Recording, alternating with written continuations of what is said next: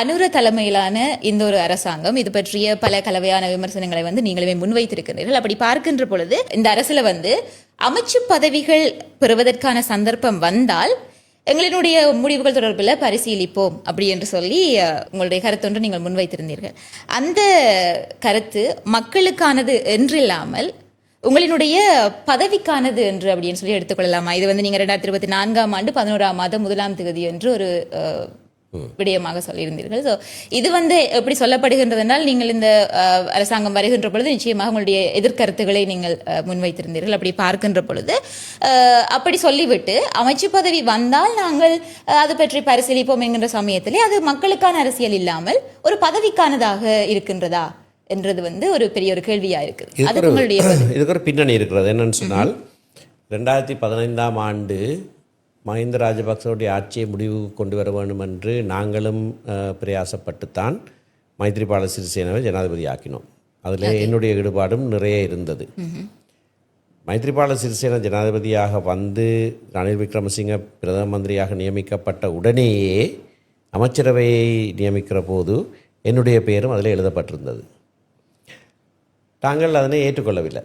நானே வெளிப்படையாக சொன்னேன், நாங்கள் அமைச்சு பதவிகளை எடுக்க மாட்டோம் என்று. அதற்கு பிறகு எங்களோடு ஆலோசித்துத்தான் திரு சுவாமிநாதன் அந்த பதவிக்கு நியமிக்கப்பட்டவர். முதலாவதாக நியமிக்கப்பட்ட உடனே அவருக்கு சொல்லப்பட்டது எங்களோடு பேசும்படியாக.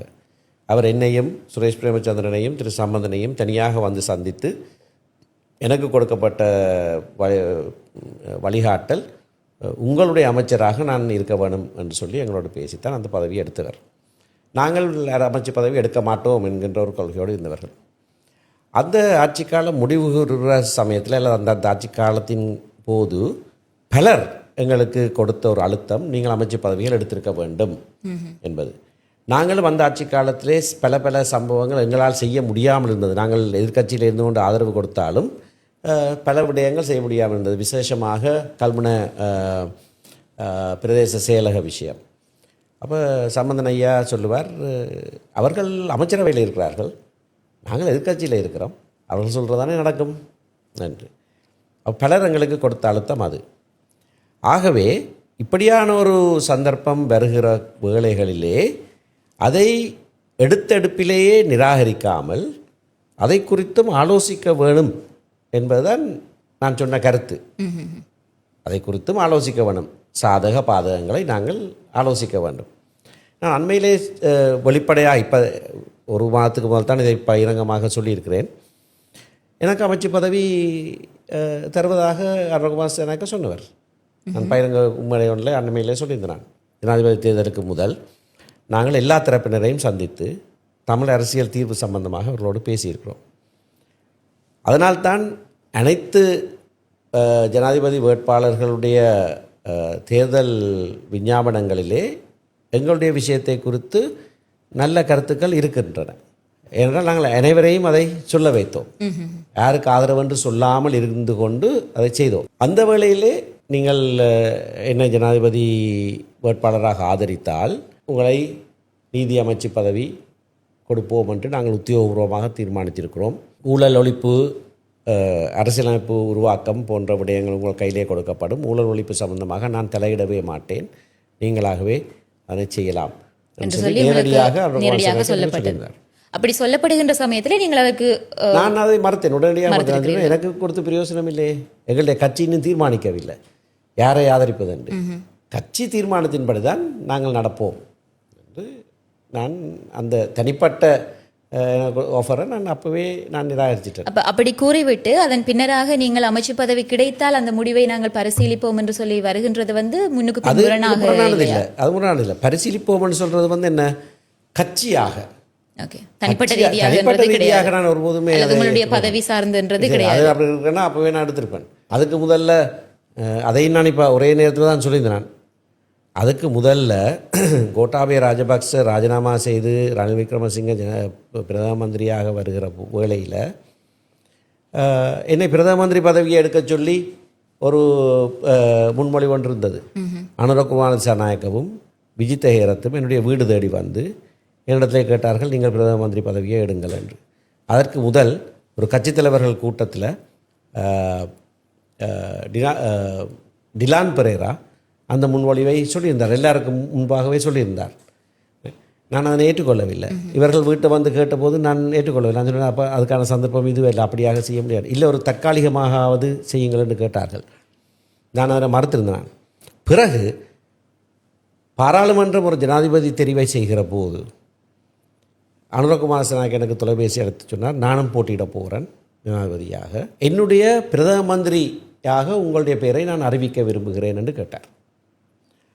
அப்போ அந்த நேரம் நாங்கள் தீர்மானம் எடுத்துட்டோம் டலசலக பெருமவுக்கு ஆதரவு கொடுக்கிறதாக.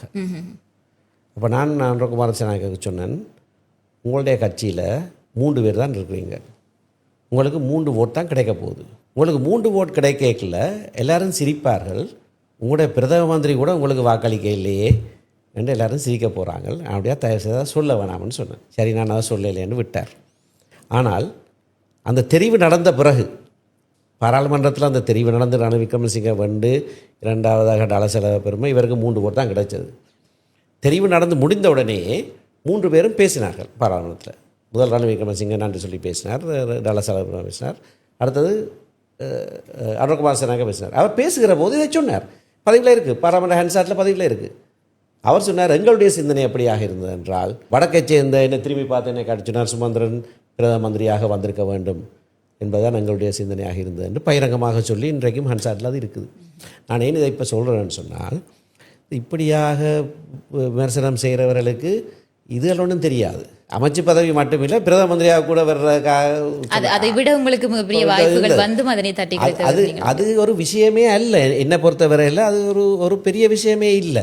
ஏனென்று சொன்னால், ஒரு தனிப்பட்ட ஒருவர் அந்த பதவிக்கு வந்து என்ன நடக்க ஒன்றுமே நடக்க போகிறது. அவை உங்களுடைய அரசியல்ன்றது இது மக்களுக்கானதுதான் என்றது வந்து கட்சியை எடுக்க வேண்டும் அந்த தீர்மானம். கட்சியும் அந்த தீர்மானத்தை எடுக்கிற போது மக்களிட நன்மைக்காகத்தான் அது எடுக்கப்பட வேண்டுமே தவிர. ஆனால் நான் என்ன சொல்கிறேன் என்றால், 2024 நவம்பரில் நான் அந்த அந்த அந்த அந்த கூட்ட சொன்னதுக்கு காரணம் என்னவென்றால், எல்லா சந்தர்ப்பத்திலேயும் நாங்கள் தமிழிசை கட்சி அமைச்சு பதவி எடுக்காது என்றது முடிந்த முடிவாக இருக்க வேண்டிய அவசியம் இல்லை. அந்தந்த சந்தர்ப்பங்களில் நாங்கள் சில விடயங்களை ஆராயத்தான் வேணும். அதைத்தான் நான் சொல்லிக்கிறேன். அது நாங்களாக மக்கள் நன்மைக்காக ஆராய வேணும். ஒரு தடவையில் தமிழிசை கட்சி அமைச்சு பதவி எடுத்தது 65ஆம் ஆண்டு முருகேசு திருச்செல்வம் கியூசி உள்ளூராட்சி அமைச்சர் பதவியை எடுத்தவர். பிறகு கட்சி சொன்னபோது 3 வருஷத்தில் அவர் அதனை ராஜினாமா செய்துட்டு வெளியில் வந்தவர். அந்த ஒரு அனுபவத்தை வைத்துக்கொண்டு எந்த காலத்திலையும் நாங்கள் அதை செய்யக்கூடாது என்ற நிலப்பாட்டில் நாங்கள் இருக்க வேண்டிய அவசியம் இல்லை. கால ஓட்டம் மாறிக்கொண்டிருக்கு. எங்களுடைய மக்களே தேசிய மக்கள் சக்திக்கு வாக்களிக்கிறார்கள். ஆனபடியாக நாங்கள் ஏதோ ஒரு பழைய ஒரே சரித்திரத்தில் அந்த புள்ளியிலே தான் நின்று கொண்டிருக்க வேண்டும் என்று அல்ல. ஏன் நாங்கள் தனிநாடு என்று சொல்லி ஒரு கோரிக்கையை முன்வைக்கிறாங்க. இன்றைக்கு நாங்கள் வெளிப்படையாகவே சொல்கிறோம், நாங்கள் தனிநாடு கேட்கல. அவன் நிலப்பாட்டில் மாற்றம் இருக்குது தானே. முதலாவது வடகிழக்கு இணைந்த மாகாண சபை தேர்தல் நடந்தபோது நாங்கள் போட்டியிட இல்லை. என்ன 13ஆம் திருத்தம் போதாது, நாங்கள் போட்டியிட மாட்டோம், இந்த மாகாண சபை தேர்தலில் போட்டியிட மாட்டோம், அது கொள்கையாக இருந்த கட்சி. பிறகு போட்டியிட்டமே. அப்போ காலத்துக்கேற்ப நாங்களும் அந்தந்த சூழ்நிலைக்கேற்ப எங்களுடைய நிலப்பாடை மாற்ற வேண்டிய தேவை கட்டாயமாக இருக்குது. அதைத்தான் நான் சொல்லிடுறேன். அதை ஆராய வேணும். அதாவது எடுத்த எடுப்பிலேயே தட்டி கழிக்க வேண்டாம். சூழ்நிலைக்கு ஆராய வேணும். ஆராய்ந்து இல்லை எடுக்கிற இல்லை என்று தான் நினைமா தீர்மானம் வரும், அது வேறு விஷயம். ஆனால் ஆராயாமல் கண்ணை மூடிக்கொண்டு நாங்கள் ஒரு காலம் செய்ய மாட்டோம் என்று தீர்மானிக்கக்கூடாது. அதுதான் நான் சொல்லியிருக்கேன். 2020ஆம் ஆண்டு இதே போன்ற ஒரு தனியார் யூடியூப் தளம் ஒன்றுக்கு நீங்கள் ஒரு நேர்காணல் ஒன்று வழங்கியிருந்தீர்கள். அது ஒரு சிங்கள ஊடகம் ஒன்று. அதிலே வந்து நீங்கள் சொல்லியிருந்த விடயம், இந்த ஆயுத போராட்டத்தை வந்து நான் ஒருபோதும் ஏற்றதில்லை அப்படி என்று சொல்லியும், தமிழீழ விடுதலை புலிகளின் ஆயுத போராட்ட முறைமைகள் குறித்து விமர்சன ரீதியான கருத்துக்களையும் வந்து நீங்கள் அந்த இடத்திலே முன்வைத்திருந்தீர்கள். அதனை நான் வடபகுதிக்கு சென்றாலும் அவர் அதை கேட்கின்ற பொழுது, இதனை நீங்கள் இங்கே சொல்லிவிட்டு வடபகுதியிலே வேறு மாதிரி சொல்கின்றீர்கள் அப்படிங்கிற பொழுது நீங்கள் சொல்லியிருந்தீர்கள், இல்லை நான் வடபகுதியிலையும் இதே விடயத்தை நான் சொல்லுவேன் அப்படின்னு சொல்லி. அந்த கருத்துக்கான நிறைய பதில்களை நீங்கள் கொடுத்திருக்கின்றீர்கள். ஆனால் மீண்டும் அந்த கருத்து கேட்கப்படுவதற்கான காரணம், அண்மையிலே வந்து நீங்கள் கிளிநொச்சியிலே முன்னாள் போராளிகளை சந்தித்திருந்தீர்கள். அப்படி அவர்களை சந்திக்கின்ற சமயத்திலே நீங்கள் சொல்லிய விடயம் என்றது வந்து, எங்களுடைய கரங்களை நீங்கள் பலப்படுத்த வேண்டும், எங்களினுடைய கட்சியில் சேருவதற்கு யாருக்கு முழுவதுமான தகுதி இருக்கின்றது என்றால் தங்களினுடைய உயிரை துச்சம் என மதித்து, தங்களினுடைய உடல் அவயவங்களை பொருட்படுத்தாமல், கல்வியை பொருட்படுத்தாமல், குடும்பங்களை பொருட்படுத்தாமல், ஒரு கொள்கைக்காக அல்லது எங்களுடைய நாட்டுக்காக என்று சொல்லி, மக்களுக்காக என்று சொல்லி போராடிய எங்களுடைய முன்னாள் போராளிகள் எங்களுடைய கட்சியிலே சேர்வதற்கான முழு தகுதியும் அவர்களுக்கு இருக்கின்றது. ஆகவே அவர்கள் எங்களுடைய கைகளை பலப்படுத்த வேண்டும் அப்படின்னு சொல்லி நீங்கள் முன்வைத்திருந்தீர்கள். அப்படி பார்க்கின்ற பொழுது அந்த கருத்தும் இந்த கருத்தும் முரண்பாடாக இருந்தது. அதே சமயம் கிட்டத்தட்ட 16 வருடங்களாக நீங்கள் அவற்றை வேறு விதமாக சொல்லிவிட்டு அதன் பின்னராக தற்பொழுது நீங்கள் இவ்வாறு சொல்வது என்றது உங்களுடைய இந்த மாகாண சபை தேர்தல் வருகின்ற சமயத்திலே முதலமைச்சர் பதவிக்காக நீங்கள் இதனை கையாளுகின்றீர்களா, ஒரு உக்தியாக நீங்கள் கையாளுகின்றீர்களா என்றது ஒரு பெரிய கேள்வியாக இருக்கின்றது.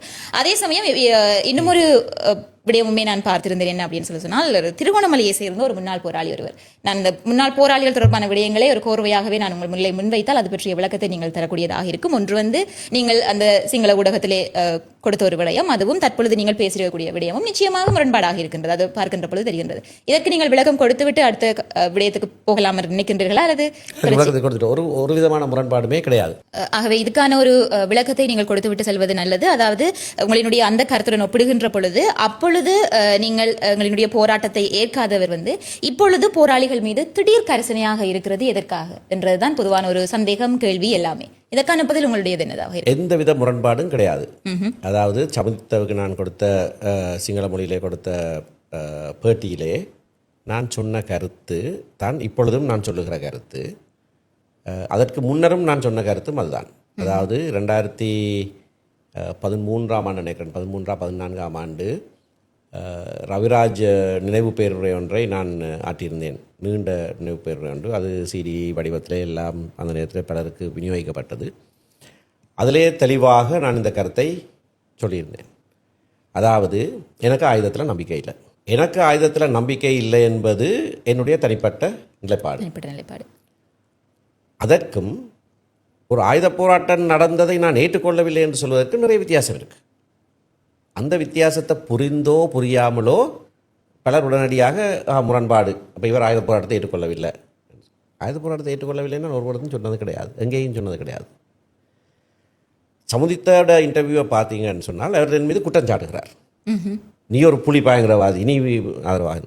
நான் சொல்கிறேன், நான் ஆயுதத்தில் நம்பிக்கை இல்லாதவனை பார்த்து நீ அப்படி குற்றம் சாட்டுற, அதான் நான் சொன்னேன். அதை கேபிட்டல் டிவி மொழிபெயர்த்து கொஞ்சம் வித்தியாசமான அதை திரிவுபடுத்தி தமிழில் அதனை பகிரங்கப்படுத்துறது தான் இந்த விஷயமே வந்தது. அந்த தேர்தலில், அது தேர்தல் காலத்தில் நடத்தப்பட்ட ஒரு ஒரு இன்டர்வியூ. அந்த தேர்தல் நேரத்தில் கோவிடும் இருந்தது. அப்போ சின்ன சின்ன கூட்டங்கள்லாம் வச்சது. எனக்கு 540 கூட்டங்கள் நான் பேசினேன். அநேகமாக எல்லா கூட்டங்களையும் 500க்கு மேற்பட்ட கூட்டங்களில் இந்த கேள்வி என்கிட்ட கேட்கப்பட்டது. என்ன காரணம்? நீங்கள் தனிப்பட்ட ரீதியாக ஆயுத போராட்டத்தை நான் சொன்ன பதில், எனக்கு ஆயுதத்தில் இன்றைக்கும் எனக்கு ஆயுதத்தில் நம்பிக்கை இல்லை. இன்று வரைக்கும் இல்லை. ஆயுதத்தில் எனக்கு நம்பிக்கை இல்லை, ஒருவருக்கு நம்பிக்கை இல்லை. உண்மையாக இன்றைக்கு ஒருவருக்கு நம்பிக்கை இருந்தால் ஆயுதம் எடுத்து போராட வேணும். எனக்கு ஆயுதத்தில் நம்பிக்கைன்னு சொல்லிக்கொண்டு இருக்கிறதுல உண்மையாக நம்பிக்கை இல்லை. சரிதானே? இன்றைக்கு ஒருவருக்கு உண்மையாக நம்பிக்கை இல்லை. ஆயுதத்தை எடுத்து போராடி வெற்றி பெறலாம்னு யாருக்காவது நம்பிக்கை இருக்கா? எனக்கு எப்போவுமே அதில் நம்பிக்கை இல்லை. நான் மகாத்மா காந்தியோட கருத்துக்கள் பரவ சொல்லிடுறேன். இந்திய சுதந்திர போராட்டத்தில் ஆயுத போராட்டத்தில் உங்களுக்கு இன்று வரைக்கும் நம்பிக்கை இல்லை. ஆயுதத்தில் நம்பிக்கை இல்லை என்று சொல்றதுக்கும் ஆயுத போராட்டத்தை பற்றி சொல்றதுக்கும் வித்தியாசம் ஒன்று இருக்குது. நான் ஆயுதம் எடுத்து போராடுறதுல எனக்கு நம்பிக்கை இல்லை. நான் ஆயுதம் எடுத்து போராட போவதில்லை. நீங்கள் ஆயுதம் எடுத்து போராடுறது உங்களுக்கு நான் தெளிவாக சொல்லியிருக்க பல கருத்துக்கள் இதை பற்றி இருக்குது. மகாத்மா காந்தி இந்திய சுதந்திர போராட்ட காலத்தில் சாத்வீக போராட்டம் நடத்துகிற போது அவருடைய போராட்டத்துக்குள்ள யாராவது ஒருவர் ஏதாவது ஒரு வன்முறையை துவக்கி விட்டால் என்ன செய்திருக்கிறார்? உடனடியாக தன்னுடைய சாத்வீக போராட்டத்தை நிறுத்தி விடுவார். என்னுடைய சாத்வீக போராட்டத்துக்கு களங்கம் ஏற்பட்டு விட்டது, இந்த வன்முறை முடிந்த பிறகுதான் நான் திரும்ப நடத்துவேன்னு சொல்லுவார். அல்லது அந்த வன்முறை செய்கிறவர்கள் வன்முறை நிறுத்த வேண்டும் என்று அவர் உண்ணாவிரதம் இருப்பார். சாகும் வரை உண்ணாவிரதம் இருப்பார். எல்லாரும் ஓடி வந்து ஐயோ பாபுஜி நீங்கள் இறக்க போகிறேன்னு சொல்லி அவர் வன்முறையை கைவிடுவார். அதுக்கு தான் நான் அப்போ யாரும் இப்போ சொல்லலாம் இல்லை மகாத்மா காந்தி ஆயுதத்தில் நம்பிக்கை வச்சிருக்க வேணுமென்று அவர் வற்புறுத்தல. அதான் அவர்கிட்ட தனிப்பட்ட நம்பிக்கை. வன்முறை மூலமாக இப்போ எங்களோட குடும்பத்தில் பிரச்சனை இருந்தால் எப்படி நாங்கள் தீர்த்துக்கொள்வோம்? பேசி அடித்து தீர்த்துக்கொள்கிறோம் நாங்கள். இல்லை, பாடசாலையில் ஒரு பிரச்சனை இருந்தால் எப்படி தீர்த்துக்கொள்வோம்? பேசி தீர்த்துக்கொள்வார்கள். சமூகத்தில் எல்லா பிரச்சனைகள்லையும் வன்முறை இல்லாமல் தானே நாங்கள் தீர்த்துக்கொள்கிறோம். ஆகவே எந்த பிரச்சனையும் வன்முறை இல்லாமல் தீர்த்து கொள்ளலாம் என்ற நம்பிக்கை எனக்கு இருக்குது. நெல்சன் மண்டேலா இறந்த போது நான் பாராளுமன்றத்தில் ஒரு பேச்சு ஒன்று பேசினேன். நான் டிசம்பர் 7ஆம் தேதி 5ஆம் தேதி அவர் இறந்தவர், டிசம்பர் 7ஆம் தேதி நான் பேசினேன். அதில் 64ஆம் ஆண்டு அவருக்கு ஆயுள் தண்டனை கொடுக்கப்பட்ட போது அவர் ஒரு விஷயத்தை நீதிமன்றத்தில் வச்சு சொன்னார். அவர் அந்த வெள்ளை நீதிபதியை பார்த்து சொல்கிறார், இந்த ஆண்டு முதல் வருஷம் நினைக்கிறேன், இந்த காலகட்டத்தில் நாங்கள் ஆப்பிரிக்கன் நேஷனல் காங்கிரஸ் லீடர்ஸ் நாங்கள் இருந்து பேசின போது எங்களுக்கு எதிராக அரச பயங்கரவாதம், அரச வன்முறை உபயோகப்படுத்தப்படுகிறது, எங்களால் தாக்குப்பிடிக்க முடியாமல் இருக்கிறது. ஆகையினாலே ஆயுதம் எடுத்து நாங்கள் அதற்கு எதிர்ப்பு தெரிவிக்க வேண்டும் ஒரு தீர்மானத்தை எடுத்தோம். அந்த ஆயுத குழுவுக்கு நான் தலைவனாக நியமிக்கப்பட்டேன் சொல்லிப்படி சொல்கிறார். இது உங்களுக்கு விளங்காது, இது உங்களுக்கு விளங்காது. ஆனால் அந்த சூழ்நிலையில் நாங்கள் எடுத்த தீர்மானம் அது, அந்த சூழ்நிலையில் நாங்கள் எடுத்த தீர்மானம் அது. அந்த வாசகங்களை நான் படித்துவிட்டு நான் சொன்னேன், எங்களுடைய நாட்டிலையும் 70ஆம் ஆண்டுகளில் தமிழ் இளைஞர்கள் அன்றைக்கு இருந்த சூழ்நிலையில் வேறு வழி இல்லை, எங்களுக்கு எதிராக அரசாங்கம் உபயோகிக்கிற வன்முறைகளை, எங்கள் மக்களுக்கு எதிராக கட்டவிழ்த்தப்படுற வன்முறைகளை தாக்குப்பிடிக்கிறதா இருந்தால் நாங்களும் ஆயுதம் எடுத்து அதை எதிர்க்க வேண்டும் என்று ஒரு தீர்மானம் எடுத்தார்கள். அது அன்றைக்கு எடுக்கப்பட்ட தீர்மானம், அந்த சூழ்நிலையில் எடுக்கப்பட்ட தீர்மானம்.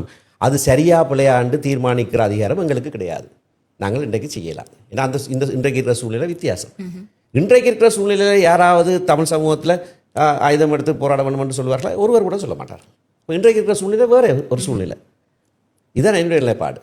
அன்றைக்கு இருந்த சூழ்நிலையில் அவர்கள் எடுத்த தீர்மானத்தை விமர்சிக்கிறதுக்கு, சரியா பிள்ளையாண்டு தீர்மானிக்கிறதுக்கு நாங்கள் சொல்ல முடியாது. ஏனென்றால் ஆகவே நீங்கள் ஆயுதம் எடுத்து நீங்கள் போராடுவதற்கு உங்களுக்கான என்னுடைய தனிப்பட்ட நம்பிக்கை வன்முறை மூலமாக எதையும் சாதிக்க முடியாது என்பது என்னுடைய தனிப்பட்ட நம்பிக்கை. அப்படி இருக்கின்ற பொழுது இந்த விஷயத்துல ஒரு சமூகம் சம்பந்தமான விஷயத்துல ஒரு குறித்த சந்தர்ப்பத்தில் எடுக்கப்பட்ட ஒரு முடிவு அது சரியா பிள்ளையான்னு இன்றைக்கு 10 வருஷத்துக்கு பிறகோ 30 வருஷத்துக்கு பிறகோ தீர்மானிக்க முடியாது. அது அன்றைக்கு எடுக்கப்பட்ட தீர்மானம். ஆனால் எடுக்கப்பட்ட தீர்மானம் என்ன? ஒரு சுயநலத்துக்காகவோ எடுக்கப்பட்ட தீர்மானம் அல்ல, தாங்கள் ஆட்சியை பிடிக்க வேண்டும் என்பதற்காக எடுக்கப்பட்ட தீர்மானம் அல்ல, தங்களுடைய மக்களை பாதுகாப்பதற்காக ஒரு நல்ல எண்ணத்தில் எடுக்கப்பட்ட தீர்மானம். அது சரியாமல் இருக்கலாம், பிள்ளையாமல் இருக்கலாம், ஆனால் நல்ல எண்ணத்தோடு எடுக்கப்பட்ட தீர்மானம். ஆனபடியினால் தான் நான் அந்த ரவிராஜ் மெமோரியல் லெக்சர் நான் தெளிவாக சொல்லியிருக்கிறேன். அதற்காக அவர்கள் அர்ப்பணிப்போடு போகிற போது அவர்கள் தங்களுக்காக முன்வரவில்லை, சுயநலத்துக்காக முன்வரவில்லை, தங்களோட உயிரை பணயம் வைத்தது மற்றவர்களுக்காக. அப்படியான ஒரு அர்ப்பணிப்பு மிக உயரிய ஒரு அர்ப்பணிப்பு. அதை நாங்கள் எந்த காலத்திலையும் எங்களுடைய சமூகம் போற்ற வேண்டும். அந்த அர்ப்பணிப்பு, அந்த தியாகம், அந்த அர்ப்பணிப்பு ஈடு இணையற்ற ஒரு அர்ப்பணிப்பு. அது தெளிவாக நான் சொன்ன ஒரு விடயம். அதே இல்லப்பட்டலாம் நான் இன்றைக்கும் இருக்கிறேன். நான் அன்றைக்கு சொன்னது தான் இன்றைக்கு நான் சொல்லியிருக்கேன். ஆகவே நீங்கள் சொன்னது போன்று அந்த சிறு மொழிபெயர்ப்பில் ஏற்பட்ட ஒரு விடயம் என்பது மொழிபெயர்ப்பில் சின்ன ஒரு மாற்றம் செய்யப்பட்டது. ஆனால் அப்படி இல்லை என்று சொன்னாலும் நான் சொன்ன கருத்து அதுதான். ஆயுத போராட்டத்தை நீங்கள் நான் ஏற்றுக்கொள்வதோ ஏற்றுக்கொள்ளவில்லையோ என்று நான் ஒரு கருத்தை நான் சொல்லவில்லை. என்னுடைய நிலைப்பாடு, அந்த காலகட்டத்தில் அப்படியான ஒரு வன்முறை எங்கள் மக்கள் மீது கட்டவிழ்ப்பட்ட நேரத்தில் எங்களை மக்களை பாதுகாப்பதற்காக வேறு வழி இல்லை என்று சொல்லி அவர்கள் எடுத்த தீர்மானம் அன்றைக்கு எடுக்கப்பட்ட தீர்மானம். அது எடுத்த போது மக்களுடைய நன்மைக்காகத்தான் அந்த தீர்மானம் எடுக்கப்பட்டதே தவிர தங்களுடைய சுயநலத்துக்காக அந்த தீர்மானம் எடுக்கப்படவில்லை. ஆனால் அப்படின்னாலே அது போற்றப்பட வேண்டிய ஒரு செய்கை, அவர்களுடைய அர்ப்பணிப்பு. எங்களோட உயிரை நான் கொடுக்க தயார்னு சொல்லி முன்வர் வருவது மக்கள் பாதுகாப்பதற்காக அந்த அர்ப்பணிப்பு போற்றப்பட வேண்டிய அந்த சூழ்நிலையிலே அவர்கள் அந்த எடுத்த முடிவு அது அவர்கள் சுயநலமாக எடுக்காத ஒரு முடிவு, பொதுநலனுக்காக எடுக்கப்பட்ட முடிவு. ஆகவே அந்த அணுகுமுறை சரியான ஒரு அணுகுமுறை. முடிவு சரியா பிள்ளையாண்டது வேற விஷயம், அதை இன்றைக்கு தீர்மானிக்கிறார். ஆகவே அன்றைக்கு எடுக்கப்பட்ட அந்த முடிவு சரி என்று சொல்கின்றீர்கள். அதாவது நீங்களும் இந்த வார்த்தையில போடுறீங்க, அந்த முடிவு சரியா பிள்ளையாண்டு இன்றைக்கு தீர்மானிக்க முடியாது. நான் சொன்ன கையோடே நீங்கள் கேட்குறீங்களா, அப்போ முடிவு சரிதானே? அப்போ என்னென்னு சொல்றது? அது தீர்மானிக்க முடியும், இன்றைக்கு தீர்மானிக்க முடியாது. அது அன்றைக்கு நல்லெண்ணத்தோடு எடுக்கப்பட்ட தீர்மானம். ரைட். இன்றைக்கு ஒருவர் அந்த முடிவு எடுக்க போகிறது இல்லை. அப்போ அந்த கூட்டங்களில் நான் பதில் சொல்லும் போது, அந்த 500 மேற்பட்ட கூட்டம் பதில் சொல்லும் போது நான் சொன்னது, உங்களுடைய பிரதிநிதி, நீங்கள் பாராளுமன்றத்துக்கு அனுப்புகிற பிரதிநிதி ஒரு வன்முறையாளனாக இருக்க வேண்டும் என்று நீங்கள் நினைத்தால் தயவு செய்து எனக்கு வாக்களிக்க வேண்டாம். எனக்கு வன்முறையில் நம்பிக்கை இல்லை, எனக்கு வாக்களிக்க வேண்டாம். எங்களோட கட்சிக்கு வாக்களிங்கோ, விருப்பு வாக்குகளை இந்த கார்ட்போர்ட் போராளிகள் கிட்ட பேர் இருக்கணும் தானே, வீர பேச்சு பேசுகிறாரு, அவைகளுக்கு போடுங்கோ. கார்ட்போர்ட் போராளியை நான் சொல்கிறேன், அவையும் ஆயுதம் எடுக்க போகிறேன் இல்லை, ஆனால் அந்த மாதிரி பேசுவார், அவர்களுக்கு போட்டு விடுங்கோ. நான் உண்மையை சொல்கிறேன், நான் ஆயுதம் எடுத்து போராட போகிறதில்லை, எனக்கு அதில் நம்பிக்கை இல்லை.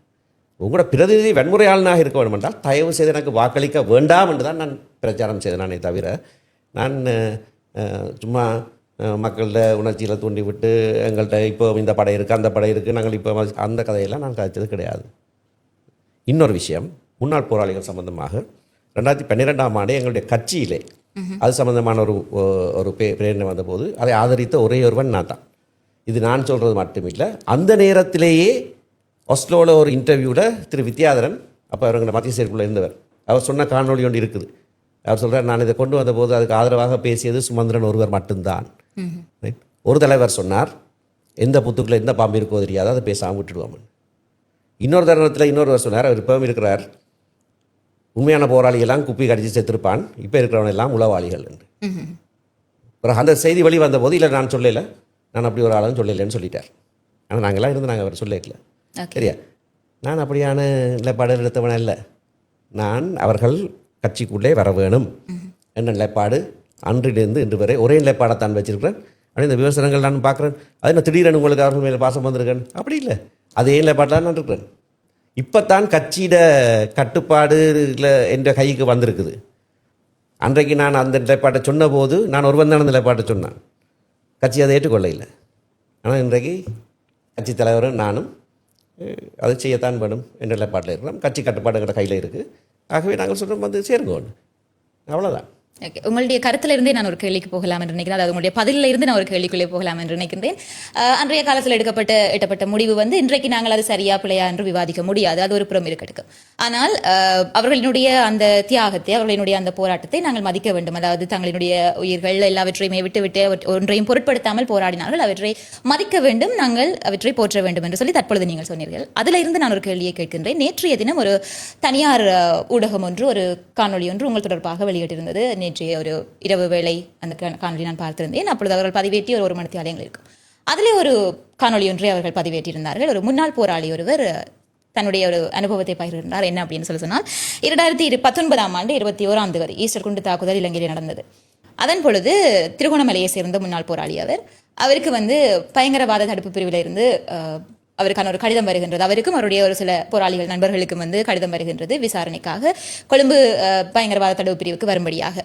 வெறுமனே அந்த ஒரு விடயத்துக்காக மட்டுமல்லாமல் இதே போன்று பல தடவைகள் தங்களுக்கு விசாரணைக்காக அங்கே வரும்படியாக அப்படி கடிதங்கள் வருவதாகவும், ஆனால் தாங்கள் பின்தங்கிய அப்படி ஒரு கிராமத்தில் இருந்து அடிக்கடி கொழும்பு போய் வருவது என்றது எங்களுக்கு கடினமாக இருக்கின்றது. ஆகவே அந்தந்த மாவட்டங்களில் இருக்கக்கூடிய பயங்கரவாத தடுப்பு பிரிவு அலுவலகங்களில் விசாரணைகளை எங்களுக்கு ஏற்படுத்தி தாருங்கள், நாங்கள் விசாரணைக்கு செல்கின்றோம் என்பது வந்து அவர்களினுடைய ஒரு வேண்டுகோளாக இருந்தது. அன்றைய தினம் ஒரு பாராளுமன்ற உறுப்பினர்களிடம் அவர் அதை கேட்டிருந்தார்களாம்.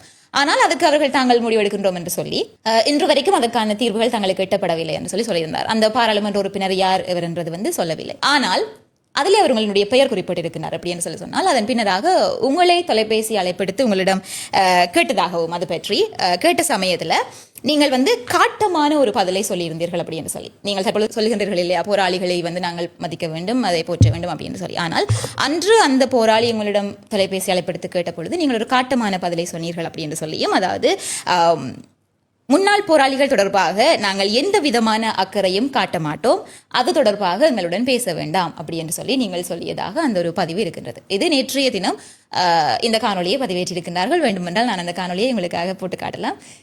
இதனை நீங்கள் சொல்லி இருந்தீர்களா? அப்படி ஏதாவது ஒரு அளவு நடந்தது கிடையாதுன்னு நான் திட்டவட்டமாக சொல்லலாம். என்றால் நான் கடைசி வரைக்கும் அப்படியான ஒரு பதில் ஒருவருக்கும் கொடுத்தது கிடையாது.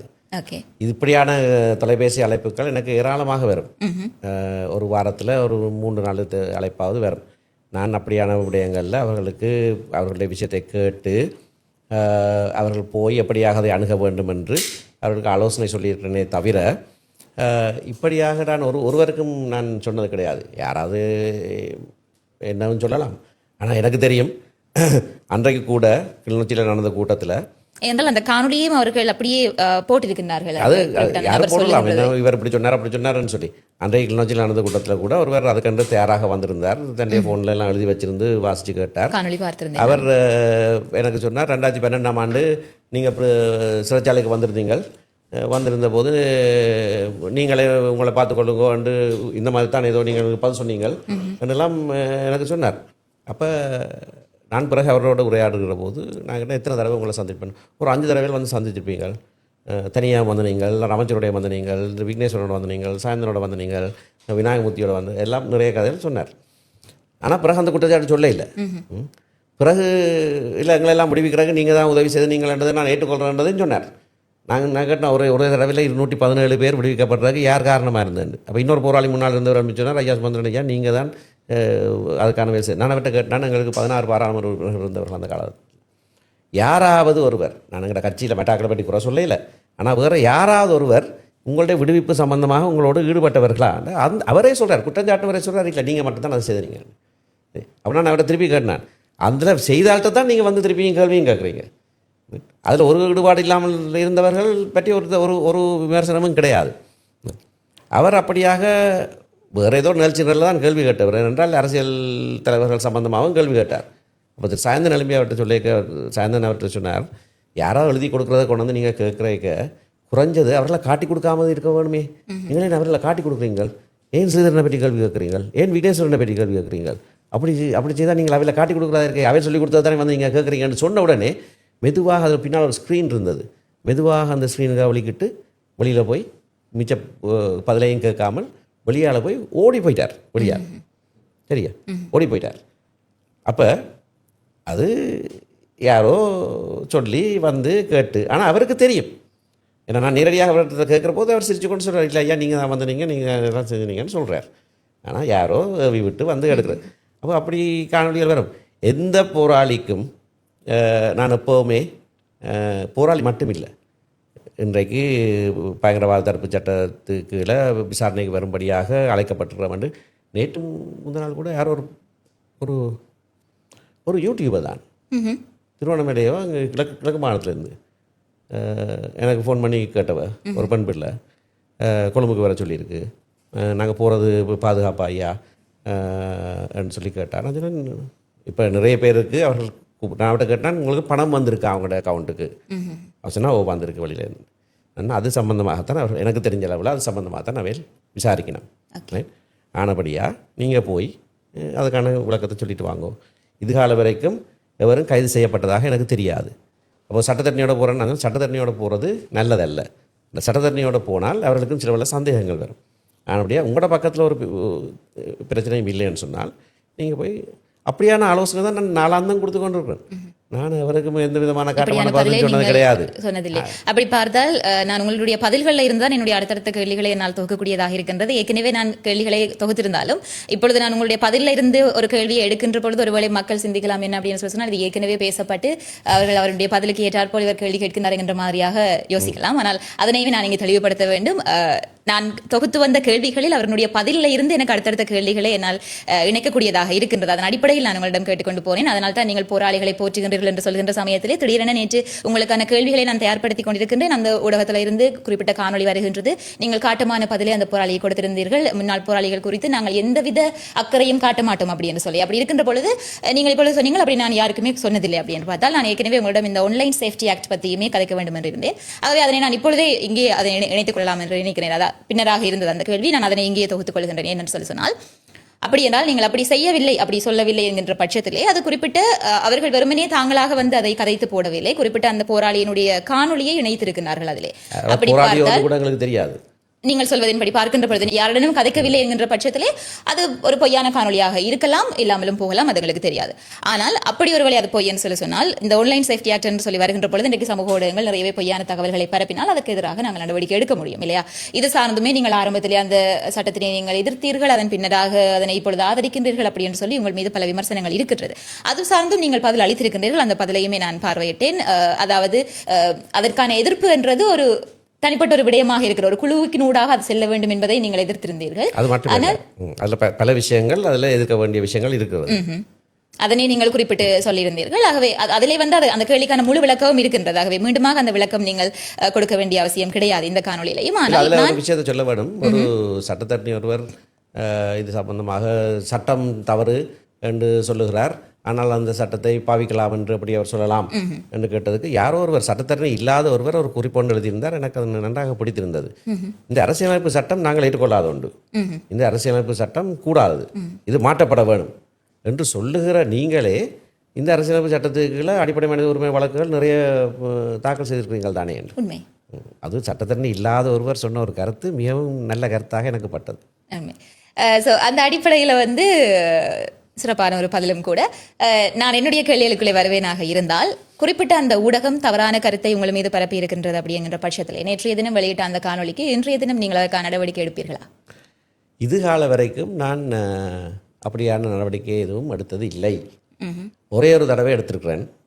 அதாவது பத்திரிகை செய்தி, ஒரு ஜனாதிபதி தேர்தலுக்கு முன்பதாக 2019ஆம் ஆண்டு ஜனாதிபதி தேர்தல் நடைபெற இருக்கிற அந்த இறுதி பரப்புரைக்கு முதல் நாள் 2 பிரபலமான பத்திரிகைகள், ஒன்று சிங்கள பத்திரிகை மௌபிம என்பதும் மௌபிம, மற்றது சிலோன் டுடே ஆங்கில பத்திரிகை, முன்பக்கத்திலே சிங்கள மக்களை தோற்கடிப்பதற்கு சஜித் பிரேமதாசாவுக்கு வாக்களியுங்கள் என்று நான் மாங்குளத்திலே பேசினதாக பொய்யான செய்தி முன்பக்கத்திலே போட்டார்கள்.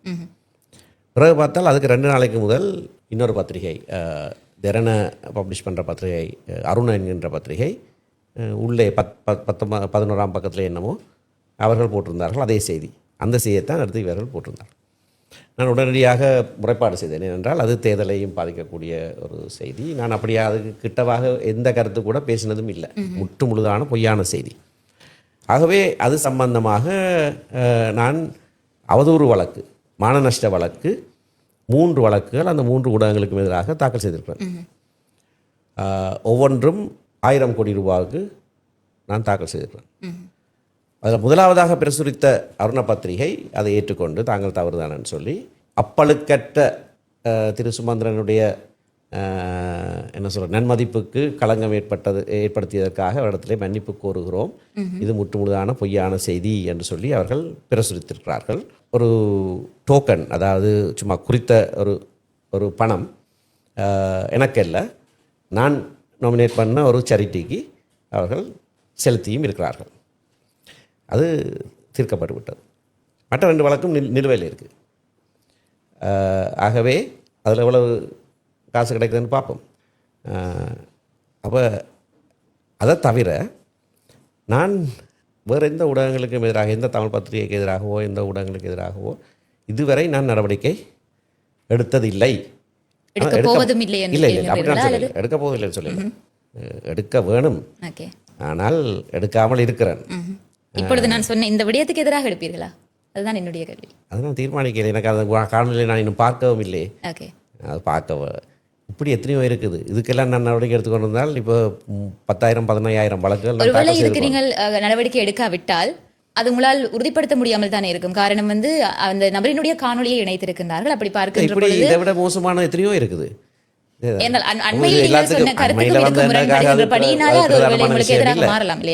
இப்படி எத்தனையோ இருக்குது.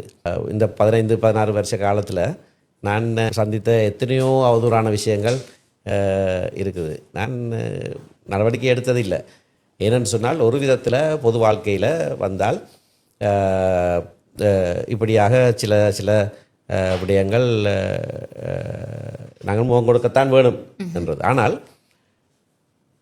உருப்படியான அரசியல் கருத்துக்கு விமர்சனம் செய்வது என்பது வேறு, பொய்யாக வேண்டுமென்றே புனைந்து செய்வது வேறு. இப்போ நான் நேற்று முந்தின நாள் பார்த்தேன், இந்த A7 டிவி என்று சொல்லி ஒரு டிவி, அது நல்ல எடிட் பண்ணி, அதாவது இந்த ஆன்லைன் சேஃப்டி கேட்ட கேள்வி, ஆன்லைன் சேஃப்டி ஆக்டை பற்றி பாராளுமன்றத்தில் நான் பேசி எல்லாம் முடிந்த பிறகு அடுத்த மாதம் பிப்ரவரி மாதம் நான் மோசமான சட்டம் என்று சொல்லி முழுவதையும் போடல, அந்த ஒரு துண்டை மட்டும் எடுத்து போட்டுட்டு பிறகு அதுக்கு முதல் நாள் கல்முனையில் வச்சு நான் சொன்ன கருத்தை அதுலேயும் ஒரு துண்டை மட்டும் வெட்டி போட்டு முரண்பாடான கருத்து என்று போட்டால் யார் முட்டாளன்னு எனக்கு விளங்கலை. மக்களை முட்டாளாக்குன்னு நினச்சிக்கொண்டு தங்கட முட்டாள்தனத்தை வெளிப்படுத்துகிற இந்த A7 டிவி போன்ற ஆக்களுக்கு சில வேளை நடவடிக்கை எடுக்க வேண்டி தான் வரும். அதில் பின்புலத்தில் யார் இருந்தாலும், கட்சிக்காரர் இருந்தால் கூட நடவடிக்கை எடுக்க வேண்டி தான் வரும். கட்சிக்காரர்கள் இருக்கார்கள் என்று அந்த குறிப்பிட்ட அந்த ஒரு டிவி இல்லை அண்மையில் பார்த்து யாரோ ஒரு ஆள் சொல்லியிருக்காரு எங்களோட கட்சிக்காரன் தான் அதுக்கு பின்னால் இருக்கிறாருன்னு இன்னொருவர் சொல்லியிருக்காரு. அது உண்மையோ இன்னும் அது உண்மையோ பொய்யோ எனக்கு தெரியாது. எனக்கு யார் பின்னால் இருக்கிறத பற்றி எனக்கு கவலை இல்லை. ஆனால் இப்படி அப்பட்டமாக இப்படியாக நான் சொன்னது போல் சிலான் டுடேயும் இந்த பத்திரிகை சொல்லாததை அதில் ஒரு வழக்கில் அவர்களே என்னுடைய பேச்சை சிங்கள மொழிபெயர்ப்பு செய்து போட்டிருக்கிறார்கள். இதுதான் இவர் பேசுனேன். அவர்கள் மொழிபெயர்ப்பு செய்து போட்டதில் கூட அதை பற்றி எதுவுமே இல்லை. அது கிட்டவாக கூட எதுவும் இல்லை. அப்போ அப்படியாக பிரசுரங்கள் செய்வது பெரிய தாக்கத்தை ஏற்படுத்தலாம். அந்த நேரத்தில் நான் அதுக்காக நடவடிக்கை எடுத்ததுக்கு காரணம் என்னவென்னு சொன்னால், அந்த செய்தியை மக்கள் நம்பி இருந்தால் ஒரு பெரிய கலவரமே ஏற்பட்டிருக்கலாம். நான் அந்த நேரத்தில் சிங்கள மக்களை தோற்கடிக்கிறதுக்காக செயற்படுங்கள் என்று சொன்னிருந்ததா உண்மையாக இருந்தால், அது மக்கள் நம்பி இருந்தால் பெரிய கலவரமே நாட்டில் வெடித்திருக்கலாம். ஆகவே எந்தவித பொறுப்பும் இல்லாமல் செயற்படுகிறது எப்படியாவது நாங்கள் தடுக்கத்தான் வேணும். பொய்யான செய்திகளை பரப்புறதுக்கும் ஒரு எல்லை இருக்க வேணும். ஓரளவுக்கு போய் சொல்கிறார்கள், சரி சொல்லி போட்டு போங்கன்னு விட்டுட்டு இருந்தாலும் அதால் ஏற்படுத்தப்படுகிற தாக்கத்தை குறைப்பதற்கு ஆனபடினால நான் நடவடிக்கை எடுக்க மாட்டேன்னு நான் சொல்லலை, எடுக்கத்தான் வேணும். அது உரிய நேரத்தில் உரிய விதத்தில் நடவடிக்கை எடுப்பேன். பதிவை நீங்கள் பார்க்காதபடியால் நிச்சயமாக உங்களாலுமே அதை பற்றி நான் சொல்லல பேச முடியாது. நான் அந்த காணொலியை ஒருங்கிணைத்து நான் கேட்டதற்கான காரணம் என்றது வந்து நீங்கள் சொன்னீர்கள் அதனை நாங்கள் நம்ப முடியாது, அந்த காணொலியை வந்து எப்படி இருக்கும் என்றது. உங்களுக்கு இந்த நேரத்திலே வந்து அது உங்களுக்கு எதிரான ஒரு கருத்தாக பார்க்கப்படுகின்ற பொழுது அது இன்னும் 100% அது நம்பப்படுவதற்கான வாய்ப்பு இருக்கின்றது. காரணம் என்ன அப்படின்னு சொன்னால், உங்களுடைய அந்த தற்பொழுது கிளிநொச்சியில் நடைபெற்ற அந்த பேச்சு, அதன் பின்னராக தற்பொழுது இவர்கள் இந்த ஒரு போராளியினுடைய வாக்குமூலத்தை இணைத்திருக்கிறது. அதே சமயம் அதே காணொலியில் இன்னொரு காணொலி துண்டை காரணம் என்னன்னு சொன்னால், நான் ஒருபோதும் தேர்தல் அரசியலுக்காகவோ வாக்கு சேகரிப்பதற்காகவோ ஆயுத போராட்டத்தையோ அதை நடத்தி அந்த தியாகங்களை செய்தவர்கள்ட நான் பாவித்தது கிடையாது. ஏனென்றால் நான் செய்யாத வச்சுக்கொண்டு மற்றவர்கள் செய்ததை வச்சுக்கொண்டு நான் வாக்கு சேகரிப்பது நிறைய பேர் அதைத்தான் செய்கிறாங்க. அந்த அப்படி செய்கிறவர்களுக்கு ஒரு பயம் பிடிச்சிட்டு. இப்போ என்ன பயம் பிடிச்சிருக்கு, நாங்கள் இப்படியெல்லாம் எங்களுக்கு பின்னால் வர இல்லையே. ஒரு கருத்தை பார்த்தேன், இவ்வளவு காலமும் நீங்கள் நிராகரித்தவர்களுக்கு பின்னால் இப்போ ஏன் போகிறேன், நாங்கள் அவருக்கு பின்னால் போயில, இது அவர்களாக வருகிறார்கள். நான் வச்ச இந்த 4 கூட்டங்கள்லையும் அவர்கள் கேட்டு வைத்த கூட்டங்கள், அவர்களுக்கு தெரியுது யார் நிதானமானவர்கள், யார் உண்மையானவர்கள், யார் எங்களை பாவிக்காதவர்கள், அவர்களுக்கு தெரியுது. ஆனால் அவர்களை உபயோகித்தவர்களுக்கு இப்போ ஒரு பயம் பிடிச்சிட்டு. இந்த போலி தமிழ் தேசியவாதிகள் என்றதான் நிறைய இருக்குது. அவர் சொத்து குவிக்கிறதுக்கும் மதுபான சாலைகளை பெற விடுறதுக்கும் அதெல்லாம் ஒரு பக்கத்தில் செய்து கொண்டு வெறுமனே தேசியம் தமிழ் தேசியம் தமிழ் தேசியம் என்று வாய்களியை கத்தி கொண்டிருந்தால் அது இப்போ அந்த சாயம் வெளுக்க தொடங்கி இருக்குது. அந்த பயத்தில் தான் இப்போ இப்படி ஆக்களை பிடிச்சி அது செய்து இது செய்து எப்படியாவது இதை தடுக்க வேணும் என்று ஒரு கூட்டம் கிளம்பி இருக்கு போல தெரியும். காரணம், அந்த காணொலியின் இறுதியிலே வந்து முடிவடைகின்ற தருணத்திலே, முடிவாய்களின் தருணத்திலே ஒரு காணொலி இணைத்திருக்கிறார்கள். ஐயா சுமந்திரன் அவர்கள் வந்து எதிர்க்கட்சித் தலைவராக இருந்த காலப்பகுதியில் 2 முன்னாள் போராளிகள் சென்று அவரை சந்திக்கின்றார்கள். இந்த முன்னாள் போராளிகளுடைய விடுதலை தொடர்பாக அவர்கள் இருவரும் பேசிக் கொண்டிருக்கிறார்கள். சில வேளை நீங்கள் அந்த காணொலிகள் பார்த்திருக்கலாம். இது முன்னராகவே எடுக்கப்பட்ட காணொலிகள் தான், ஆனால் அவற்றை இப்பொழுது இணைத்து வெளியிட்டிருக்கிறார்கள். மன்னிக்கவும், சம்பந்தன் ஐயா அவர்கள் எதிர்க்கட்சி தலைவராக இருந்த சமயத்தில் எடுக்கப்பட்ட ஒரு 2 முன்னாள் போராளிகள் சென்றவரை வீட்டில் இருக்கிற போது அவர்கள் போய் பேசினதாக நான் அந்த நேரத்தில் அங்கே இருக்கையில அவர் பத்திரிகையை பார்த்த வண்ணமாக சொன்னார்கள், அந்த திறப்பென்ற கையில இல்ல தம்பி. ஆனால் அந்த பதிலளித்த விதம் என்பது அந்த போராளிகளை போற்ற வேண்டும், அவர்களை மதிக்க வேண்டும் என்று சொல்லி உண்மைக்குமே அவருடைய கருத்து வேறு, உங்களுடைய கருத்து வேறு, ரெண்டையுமே ஒன்றிணைக்க முடியாது. ஆனால் நான் சொல்ல வருவது என்னென்றால், இருவருமே ஒரு கட்சியில் சார்ந்தவர்கள் என்ற சமயத்திலே, இருவரும் ஒன்றாக பயணித்தவர்கள் என்ற சமயத்திலே இந்த ஒரு கருத்து உங்கள் மீதாக முன்வைக்கப்பட்ட பின்னராக அவரினுடைய காணொலியை பதிவேற்றுகின்ற சமயத்திலே இது எல்லாமே குழப்பமாக இருக்கின்றது இல்லையா? ஆகவே அந்த காணொலியை நீங்கள் பார்க்காத சமயத்திலே இதற்கான பதிலை நிச்சயமாக முழுமையாக கொடுக்க முடியாது. அந்த வேளையில் அவர்களோட விடுவிப்பு சம்பந்தமாக நான் மட்டும் செயற்படவில்லை. திரு சம்பந்தன் மிகவும் ஆர்வமாக அதில் செயற்பட்டவர். அரசியலைக்கு அந்த அவருக்கு வயசு அந்த காணொலியை பார்க்கின்ற பொழுது அந்த ஆர்வம் தெரியவில்லை. அதான் விஷயம். ஆனால் அந்த விடயத்தில் மைத்ரிபால சிறிசேன ஜனாதிபதிக்கு அவர் நேரடியாக போய் சொன்னவர், உங்களுடைய அமைச்சர் இதில் தவறு செய்கிறார், உங்களுடைய அமைச்சர் வேணுமென்ற இதை செய்கிறார் என்று குற்றம் சாட்டினவர். அமைச்சரை சந்திப்பதற்கு என்னோடு அமைச்சரவைக்கு அமைச்சர் அலுவலகத்துக்கு வந்தவர். அப்போ இந்த நீதி அமைச்சர் விஜயதாச ராஜபக்ச விழுந்து அடித்து கொண்டு, ஐயோ சம்பந்தம் ஐயா நான் வந்தவரை சந்திக்கிறேன்னு சொல்ல, இல்லை இது உங்களோட அமைச்சு சம்பந்தமான விஷயம், ஆனபடியாக நான் தான் அங்கே வர வேணும் என்று சொல்லி என்னோட நீதி அமைச்சுக்கு போய் விஜயாச ராஜபக்சக்கு முன்னால் மேசையில் இருந்து அந்த மேசையை அடி அடித்து அதில் இந்த கண்ணாடி வெடிச்சிருக்கு கொஞ்சம் நேரத்தில். அந்த அளவுக்கு காட்டமாக அமைச்சரோடு பேசி இவரை விடுவிக்கவே வேணும்னு சொல்லி அதையெல்லாம் முடிஞ்ச ஒரு 2-3 நாளில் தான் இந்த சம்பவம் நடந்தது. அவர் தான் செய்ததை நான் செய்துட்டேன். அதான் அவர் வளமையாக இருக்கிற அவர் ஒரு பத்திரிகையை வாசித்து கொண்டு தம்பி அந்த சாவியன் அந்த திறப்பு என்ற கையில் இல்லை என்று சொன்னதாகத்தான் அந்த செய்தி. சொல்லியிருக்கலாம் விடலாம். அது நான் செய்தது இல்லை. ஆனால் அவர்கள விடுவிப்பு சம்பந்தமாக மிக மிக அக்கறையாக செயற்பட்ட ஒருவர் அவர் அந்த நேரத்தில். ஆகவே இந்த காணொலிகள் நீங்கள் பார்த்ததன் பின்னராக ஒருவேளை உங்களுக்கான அதன் உண்மைத்தன்மை விளங்கலாம். நிச்சயமாக அதன் பொழுது நீங்கள் அதற்கான நடவடிக்கைகளையும் எடுக்காமல் போகலாம். அது உங்களுடைய தனிப்பட்ட விடயம். அப்படி பார்க்கின்ற பொழுது இந்த ஆன்லைன் சேஃப்டி ஆக்ட் தொடர்பாகவே பார்த்தால் அண்மையிலே யாழ்ப்பாணத்தில் நடந்த ஒரு பிரச்சினை, ஒரு யாழ்ப்பாண பல்கலைக்கழகத்தினுடைய சித்த மருத்துவப்பட விரிவுரையாளர் கொல்லப்பட்ட விடயம்.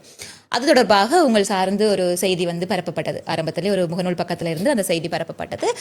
குறிப்பிட்ட அந்த பெண் சார்பாக நீங்கள் ஆஜராகி அந்த பெண்ணை தாயினுடைய இறுதிச் சடங்குக்கு அழைத்து வந்ததாக, அதன் பின்னராக இல்லை அது தவறான செய்தி என்கின்ற மாதிரியாக நீங்கள் அதனை பகிர்ந்திருந்தீர்கள். அதே மாதிரியாக அவருமே மன்னிப்பு கேட்டிருந்தார்.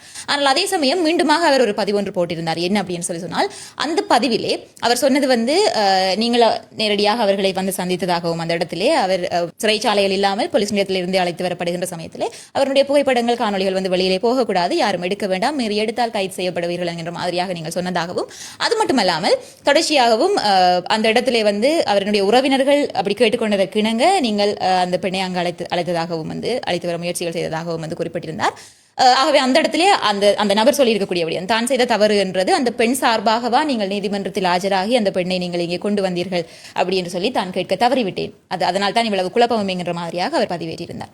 இந்த ஒரு குழப்ப நிலை இன்னமுமே இருக்கின்றது. என்னால் அதன் பின்னராக நீங்களுமே பதிவுகள் எதுவுமே போடவில்லை. ஆகவே இதனுடைய ஒரு நிலைப்பாடு என்ன நடந்தது? நீதிமன்றத்திலே ஒரு வழக்கு நிலுவையிலே இருக்கிற போது அது சம்பந்தமாக பகிரங்கமாக விடயங்களை பேசுவதை நாங்கள் தவிர்க்க வேண்டும். நிச்சயமாக. ஏனென்றால் அது நீதி நிர்வாகத்தை சில வேளைகளிலே பாதிக்கக்கூடும். ஆகையினாலே நான் வளமையாக அது சம்பந்தமாக கூடுதலாக பேசுவதில்லை. ஆனால் இந்த விஷயத்தில் சில விளக்கங்களை நான் சொல்கிறதுக்கான காரணமும், ஏற்கனவே பொது வழியிலே பகிரப்படுகிற பல விடயங்கள் நீதி நிர்வாகத்தை பாதிக்கிறதா இருக்குது, பொய்யான தகவல்கள்.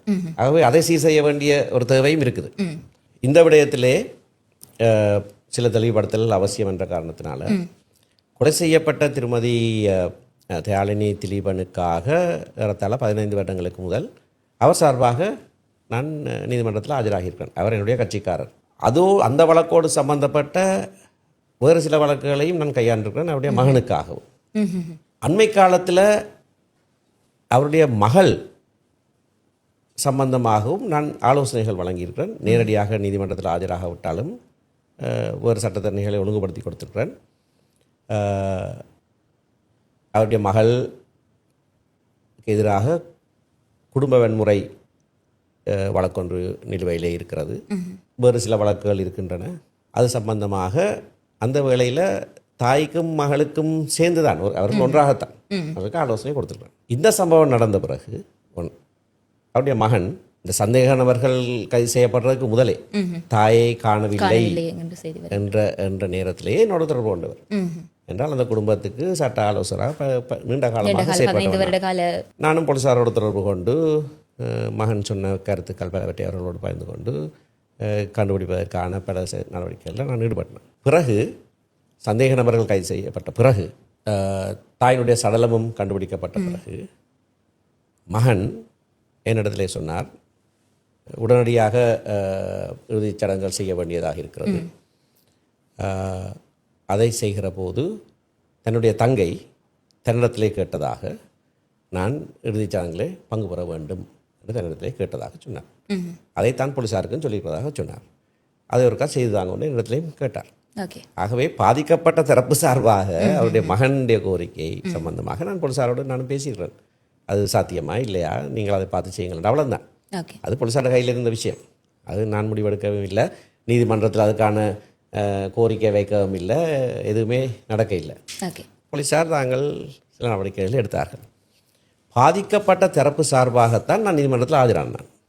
அன்றைக்கு சந்தேக நபர்களுக்காக 2 சந்தேக நபர்களுக்காகவும் அவரும் ஆஜராகவில்லை. அது எழுதப்பட்டிருக்கு, தெளிவாக எழுதப்பட்டிருக்கு.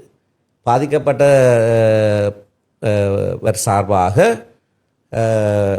சட்டத்தரணி பெனிஸ்டோஸ் துஷாந்த் உடன் ஜனாதிபதி சட்டத்தரணி எம் ஏ சுமந்திரன் ஆஜராகிறார். சந்தேக நபர்கள் சார்பாக எவரும் ஆஜராகவில்லை என்று எழுதப்பட்டிருக்கு. ஓகே. இன்னும் தெளிவுபடுத்தினால் தாய் சார்பாக நீங்கள் இருக்கின்றீர்கள், ஆனால் மகள் சார்பாக மகளோ மருமகன் சார்பாகவோ எவரும் ஆஜராகவில்லை என்று எழுதப்பட்டிருக்கு. அந்த நேரத்தில் நீதிமன்றத்தில் திறந்த நீதிமன்றத்தில் நடந்தது. எந்த உடவியாளரும் நீதிமன்றத்தில் இருக்கையில். நான் அதுக்கு முதல்ல இறுதிக்கிரியை நடந்த நேரத்தில் படங்கள் எடுக்க வேண்டாம் என்று சொன்ன விஷயம் வந்து, நீதி நிர்வாகம் ஒழுங்காக சரியாக வழக்கு நடக்க வேணுமாக இருந்தால் சில விஷயங்கள் இல்லை தவறு ஏற்படக்கூடாது. சில தவறுகள் நடந்தால் பிறகு அந்த வழக்கே இல்லாமல் போயிடும். அதில் நான் கருத்தாக இருக்கிறேன் என்றால், நான் பாதிக்கப்பட்ட தரப்பு சார்பாக ஆஜராகிற அதில் கவனமாக இருந்தேன். எல்லா விஷயம் முடிந்த பிறகு 3 ஊடகவியலாளர்களுக்கு நான் விளக்கத்தை சொன்னேன். நான் ஏன் இப்படியாக இருந்தது அது சொல்லுகிற போது பல விஷயங்களை நான் சொன்னேன். வளமையாக நீதிமன்றத்தில் நடப்புற நடவடிக்கைகள் சம்பந்தமாக ஊடகவியலாளர்கள் நீதிமன்றத்துக்குள்ளே வந்திருந்து பார்த்து நீங்களாக பதிவுகளை செய்ய வேணும். சரி, அதெல்லாம் சொல்லியிருந்தேன். ஆனால் அன்றைக்கு ஒருவருமே இருக்கையில், ஒருவருமே இல்லாமல் இருந்து போட்டு 2வது சந்தேக நபர் சார்பாக சுமந்திரன் ஆஜரானார் என்று பொய்யான செய்தியை போட்டால் நான் உடனடியாக நான் மறுத்துறேன். ஏனென்றால் நீதிமன்ற நடவடிக்கைகளை தவறாக பிரசுரிப்பது நீதிமன்ற அவமதிப்பு. அப்போ நான் உடனடியாக திருத்தினேன். திருத்தின பிறகு அவர் பாதிக்கப்பட்ட என்று சொல்கிறார். ஆனால் இந்த மகள் தாயுடைய இறுதிக்கிரியில் பங்கு பெறுவதற்காக அவர் சார்பாக நீதிமன்றத்தில் அனுமதியை பெற்றவர் என்று 2ஆம் தடவையாக, இப்போ 2ஆம் தடவையாகவும் பொய்யான ஒரு செய்தி வந்தபோது நான் திரும்பவும் போட்டேன். 2ஆம் தடவையாகவும் இது பொய் செய்தி, அப்படியாக எதுவும் நடக்கவில்லை என்று. இப்போ இதில் இன்னொரு விஷயம் நான் கட்டாயம் சொல்லியே ஆக வேணும். எங்களுடைய நீதி நிர்வாக முறைமையில் ஒரு சந்தேக நபர், ஒரு குற்ற சம்பவம் சம்பந்தமாக ஒரு சந்தேக நபர் இருந்தால் அந்த சந்தேக நபருக்காக ஒருவர் ஆஜராகியே ஆக வேண்டும். நான் இதை பற்றி கேட்க வேண்டும் என்று இருந்தேன். ஏனென்றால் இந்த 2 பிரச்சனைகள், இந்த மட்டக்களப்பு பிரச்சனையும் கூட இரண்டுமே ஒன்றடியாகவே நடந்திருந்தது. அப்பொழுது வந்து அந்த மட்டக்களப்பிலே குறிப்பிட்ட அந்த சந்தேக நபர்களுக்கு சார்பாக யாரும் ஆஜராக கூடாது அப்படின்னு சொல்லி அந்த மக்கள் வந்து போராடி இருந்தார்கள். அதே மாதிரியாக எனக்கு தெரிந்த கிளிநொச்சி பகுதி அல்லது வவுனியா பகுதி என்று நினைக்கின்றேன், சரியாக இடம் எனக்கு ஞாபகம் இல்லை. ஆனால் சரியாக ஒரு கிறிஸ்துமஸ் தினம் அன்று குடும்பமாக மோட்டார் சைக்கிளில் சென்று கொண்டிருந்த நேரத்திலே ஒரு லொரியுடன் மோதி விபத்துக்குள்ளாகின்றார்கள். விபத்துக்குள்ளான இடத்திலே அந்த நபரினுடைய மனைவி மற்றும் பிள்ளை என்று சொல்லி உயிரிழக்கின்றார்கள். அந்த கணவன் எழுந்திருக்க முடியாத நிலையிலே தன்னுடைய மனைவியின் இறுதிச் சடங்கிலே பங்கு பெற்றிருந்தார். அந்த சம்பவம் நடக்கின்ற பொழுது அந்த லொரி சாரதியில வந்து பிழை இருக்கின்றது என்று சொல்லி மக்கள் எல்லாருமே அந்த இடத்துல நேரடியாக பார்த்தோம் அப்படின்னு சொல்லி கருத்து தெரிவித்திருந்தார்கள். உடனடியாக அவர் சார்பாக ஒரு சட்டத்தரணி ஆஜராகின்றார். அவர் வந்து அதன் பிணையிலே விடுவிக்கப்பட்டார். அதற்குமே மக்கள் மத்தியிலே எதிர்ப்பு வந்தது. என்ன அப்படின்னு சொல்லி சொன்னால், இன்றைக்கு அந்த நபர் மனைவியை இழந்திருக்கின்றார், முடியாமையில் தன்னுடைய மனைவியின் இறுதிச் சடங்கிலே பங்கு பற்றினார். இப்படியெல்லாம் இருக்கின்ற சமயத்திலே எதற்காக இவ்வாறு ஆஜராக வேண்டும்? பணத்திற்காக இவர்கள் செய்கின்றார்களா? சட்டத்தரணிகளுக்கு என்று ஒரு மனச்சாட்சி இல்லையா என்கின்ற மாதிரியாக பல போராட்டங்கள், பல கேள்விகள் மக்கள் மத்தியிலே இருக்கின்றது. அதற்கு ஒரு சட்டத்தரணியாக உங்களினுடைய பதில்? அதுதான் நான் சொல்ல வர்றேன்னு சொன்னால், எங்களுடைய ஒரு சிஸ்டம் இருக்கிறது, ஒரு அமைப்பு இருக்கிறது. நீதி நிர்வாகம் எப்படியாக நடைபெற வேண்டும், குற்றவாளி எப்படியாக கண்டுபிடிக்கப்பட வேண்டும். குற்றவாளி என்ற ஒருவர் தீர்க்கப்பட்டால் அது நியாயமான சந்தேகத்துக்கு அப்பால் நிரூபிக்கப்பட வேண்டும் என்ற ஒரு தேவைப்பாடு இருக்கு. நியாயமான சந்தேகத்துக்கு அப்பால் நிரூபிக்கப்பட வேண்டும். ஏனென்று சொன்னால் அது காரணம் என்னவென்றால், குற்றம் செய்யாத எவரும் தண்டிக்கப்படக்கூடாது. 1000 குற்றவாளிகள் தப்பிக்கலாம், குற்றவாளி அல்லாதவர் ஒரு குற்றத்துக்காக தண்டிக்கப்படக்கூடாது. பிரித்தானியாவிலே மரண தண்டனை இல்லாமலாக்கப்பட்டதற்கான காரணம், அதுக்கு மரண தண்டனை அங்கேயும் இருந்தது. காரணம், பல வருஷத்துக்கு பிறகு கண்டுபிடித்தார்கள் மரண தண்டனை கொடுக்கப்பட்ட ஒருவர் உண்மையான குற்றவாளி அல்ல. உண்மையான குற்றவாளி 10-13 வருஷத்துக்கு பிறகு கண்டுபிடிக்கப்பட்டார். கண்டுபிடிக்கப்பட்டோன்னே பார்த்தார்கள், அப்போ அவரை விடுவிக்க முடியாமல் போயிட்டு அவரை தூக்கில் போட்டாச்சு. அதோடு தான் பிரித்தானியாவில் இனி தூக்கு தண்டனை கொடுக்கறது இல்லை என்று தீர்மானித்தார்கள். ஏன்னா திருப்ப முடியாது. ஆகவே குற்றவாளி அல்லாதவர் குற்றவாளியாக தவறாக தீர்க்கப்படக்கூடாது என்பதற்காகவே அமைக்கப்பட்ட ஒரு முறைமை. அப்போ அந்த முறைமையில் குற்றஞ்சாட்டப்பட்டவர் சார்பாக ஒரு திறமையான சட்டத்தரணி இருந்தேயாக வேணும். இல்லைன்னா அந்த சிஸ்டம் அது நடக்காது. அப்படி பார்த்தால் இப்போ சில அரசியல் கைதிகளை விடுவிக்கிறதுக்கு மறுப்பு தெரிவிக்கிறதுக்கு காரணம் பொதுமக்களை குறிவைத்து தாக்கின சம்பவங்கள்னு சொல்கிறார்கள். தெய்வல ட்ரெயின் பாம்புன்னு சொல்கிறார்கள், சென்ட்ரல் பேங்க் பாம்பு பிளாஸ்ட்னு சொல்கிறார், ஃபோர்ட் ரயில்வே ஸ்டேஷனில் நடந்த மாணவர்கள் சேர்த்தது, கெபதிகோலாவில் 50 மாணவர்கள் பஸ்ஸில் சேர்த்தது. அப்படியான சம்பவங்களில் அந்த சம்பவங்கள் சொல்லி சொன்னால் இவர்களுக்காக ஒருவர் மாஜராகக்கூடாது இங்கே சொன்னால் என்ன ஒருவர் மாஜராக முடியாது. நாங்கள் அப்படி பார்த்தால் ஆஜராக வேணும். யாராவது ஒரு திறமையான சட்டத்தரணி அவர்களுக்கு ஆஜராகினால்தான் அவர்தான் குற்றம் இழைத்தவர் என்பது சரியான விதத்தில் நிரூபணமாகும். ஆகவே மக்களுக்கு அந்த நேரத்தில் ஏற்படுற கோபத்தில் ஒரு சட்டத்தரணி சொல்கிறது அது வளமையாக நடக்கிற விஷயம், அதில் பிரச்சனை இல்லை. ஆனால் சட்டம் தெரிந்தவர்களும் கூட எல்லாம் சட்டம் தெரிந்தன்னு சொல்லிக்கொண்டு மேதாவித்தனமாக இந்த இணையதளங்கள் எழுதுகிறவர்கள் எல்லாம் அவர்களும் அப்படி காய்ச்சி கொண்டிருந்தால் எப்படி? ஆனால் இந்த விஷயத்தில் நான் சந்தேக நபருக்காக ஆஜராக முடியாது என்று நான் மற்ற தரப்புக்காக ஆஜராகிறேன். நான் பாதிக்கப்பட்ட தரப்புக்காக தான் ஆஜராகிறேன். அப்படியே நான் ஆஜராகவே முடியாது. அப்படி இருக்கத்தக்கதாக ஏதோ யாராவது ஆஜரானால் அது ஒரு குற்றம், அது உண்மையாக குற்றம் இல்லை, அது செய்யப்பட வேண்டிய விஷயம். மற்றது இவர் அதுக்காக ஆஜராகிறார் என்று சொல்லுகிற விஷயங்கள் எல்லாம் நான் ஒரு உதாரணத்தையும் அன்றைக்கு அவர்களுக்கு சொல்லியிருந்தேன். இந்த சதாசிவம் மர்டர் கேஸ், ஒரு பிரபல கிரிக்கெட் வீரர் அந்த நாட்களில் சதாசிவம் தன்னுடைய மனைவியை கொலை செய்து விட்டார் என்று சொல்லி வழக்கு நடந்தது. கொல்வினார் டி சில்வா அவருக்காக ஆஜராகி அவர் நிரபராதி என்று தீர்க்கப்பட்டது. ஆனால் சமூகத்தில் அது கூடுதலாக அங்கே கொழும்புத்தில் வாழ் தமிழ் மக்கள் எல்லாம் அவர் தான் கொண்டவர் என்று தீர்மானிச்சிட்டார். அடுத்த தேர்தலில் கொல்வினார் டி சில்வா தோத்துட்டார். ஏண்டா சதாசிவத்தை விடுவிச்சு விட்டுட்டார். ஆனால் அந்த வழக்கு படிக்கிறார்கள் எல்லாருக்குமே தெரியும் சதாசிவம் அந்த கொலையை செய்ய இல்லை. அரசாங்கம் கொடுத்தது அவருடைய மனைவி கட்டில் படுத்திருக்கிற போது கழுத்தை நெரித்தார். ஆனால் நீதிமன்றத்தில் தெளிவாக காட்டப்பட்டது அவர் நின்று கொண்டிருந்த போது, அதுவும் அறையில் இல்லை, கீழே கராஜில், என்றால் ஒரு ஆணி ஒன்று தலையில் அது அந்த உயரத்தில் அவரது மாக்கு இருந்தது, வேறு சில சாட்சியங்களும் இருந்தது.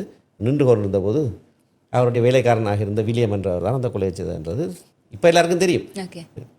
ஆனால் அவருக்காக ஒருவர் ஆஜராகக்கூடாது என்றால் சதாசிவம் மண்டையை தூக்கில் போடப்பட்டிருப்பார், பிள்ளையான ஒருவர். அப்போ ஒரு திறமையான சட்டத்தரணி ஆஜரானபடியால்தான் பொய்யாக குற்றம் சாட்டப்பட்ட ஒருவர் விடுவிக்கப்பட்டவர். அது ஒரு உதாரணம். அவர் இப்போ தேர்தலில் தோற்றது அது வேறு விஷயம், அது நடக்குது.